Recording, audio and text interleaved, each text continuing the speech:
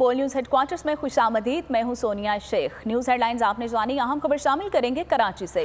कराची सोहराब गोट के अतराफ सीटीडी और रेंजर्स का मुश्तरका ऑपरेशन डी और 7 स्टार कॉलोनी और दीगर एरिया में किया गया है।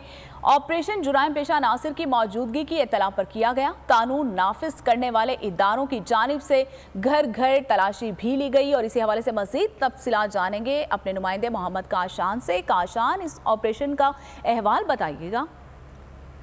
जी बिल्कुल, देखें तफसीलात के मुताबिक पुलिस और सीसीटी रेंजर्स के शराब कोर्ट के तरफ के इलाकों में मुश्तरका कमिंग ऑपरेशन शुरू हो गया, जबकि पुलिस हुकाम का बताना है कि इस ऑपरेशन में शराब कोर्ट इतराफी चन्ना मंडी और 7 स्टार कॉलोनी और दीगर इलाकों में किया जा रहा है। कमिंग ऑपरेशन जुराइम पेशा अनासर की मौजूदगी खुफिया इत्तला पर किया जा रहा है, जबकि अफताबदारों को खुफिया इत्तला मौसूल हुई थी, जिसकी बुनियाद पर ये ऑपरेशन शुरू कर दिया गया। इस ऑपरेशन में पुलिस, सीसीटी रेंजर्स और इनके आला अफसरान जो है वो एहलकारों की बड़ी तादाद जो है ऑपरेशन में शरीक थी। जबकि दौरान ऑपरेशन इलाके में जो मौजूद घर, दुकानें, होटल्स और तन मशकूक और मुश्तबा मकामात की जो तलाशी का अमल शुरू कर दिया गया। कानून नाफिज करने वाले इदारों की जानिब से घर घर तलाशी का अमल भी जो है जारी है। इलाके के दाखिली और खारजी रास्तों को सील कर दिया गया, जबकि मुश्तबा अफराद के जुराइम पेशा अनासिर की शिनाख्त के लिए इनकी ख्वाहिश और जांच पड़ताल की जो है वो की जा रही है। जबकि इंटेलिजेंस बुनियाद पर किए जाने वाले सर्च ऑपरेशन में अफताबदारों में एहलकाल डैडी सर्चर भी मौजूद है। अच्छा काशान, ये भी बताइएगा, घर घर तलाशी ली जा रही है, तो घर घर तलाशी के जो इस अमल में अब तक कितने जो है घरों की तलाशी ली जा चुकी है और इब्तदाई रिकॉर्ड में क्या सामने आया है?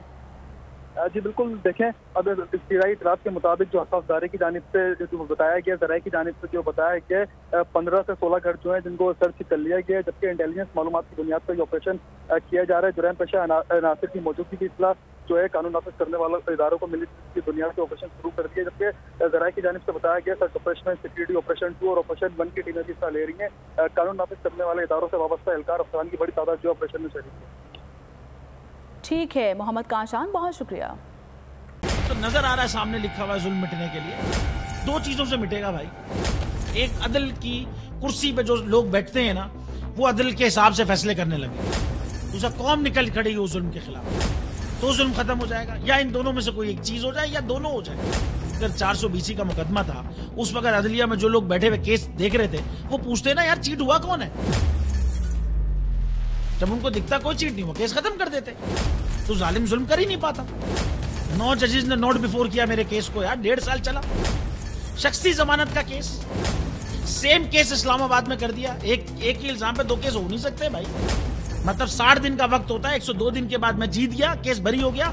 102 दिन के बाद अपील फाइल की, एक्सेप्ट कर ली। नहीं करते ना एक्सेप्ट, खत्म हो जाता ना जुल्म यार। भरी अदालत में मुझे बरी कर दिया, फिर पता नहीं क्या हुआ, 2.5 घंटे बाद का नोट बिफोर।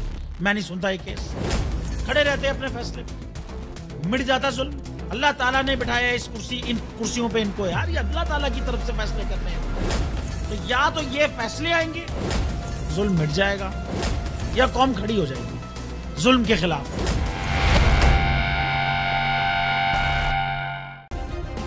सब्सक्राइब करें और बेल दबाएं ताकि कोई खबर रह न जाए।